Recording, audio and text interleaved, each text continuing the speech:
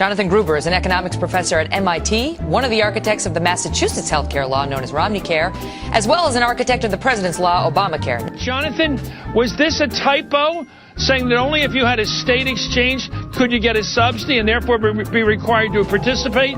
Chris, it is unambiguous this is a typo. If you're a state and you don't set up an exchange, that means your citizens don't get their tax credits.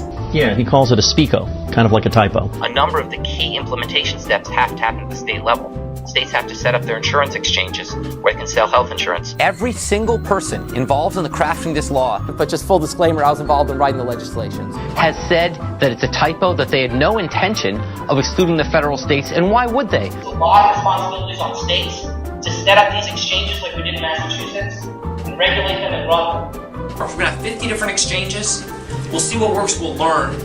Why would Congress set up the mandate and go through all that political battle to allow it to be destroyed? So the fourth step is states actually have to implement this law and implement it successfully, and that will be rougher. It's just simply a typo, and it's really criminal that this has even made it as far as it has. If your governor doesn't set up an exchange, you're losing hundreds of millions of dollars of tax credits to be delivered to your citizens. So that's the other threat, is will states do what they need to set it up? Because of a typo in the law, which happened simply because Republican obstinacy would not let the bill go to conference. But, once again, the politics can get ugly around this. That typo would bring down the whole law is just a failure of democracy. I guess I'm enough of a believer in democracy to think that when the voters in states see that by not setting up an exchange, the politicians of their state are costing state residents hundreds of millions and billions of dollars, that they'll eventually throw the guys out. But I don't know that for sure. And that is really the ultimate threat. He said at the time that it was not intended, that in fact this was meant to be an incentive to states to sign up. They want to sort of squeeze the states to do it.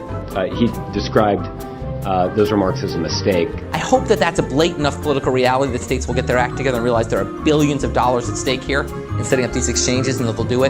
That those comments were a mistake and didn't represent his views. But it's literally insane. There is some bias involved here. That all individuals should get access to those tax credits. Anything that takes two sentences to explain in America today will be shouted down by a one-sentence lie.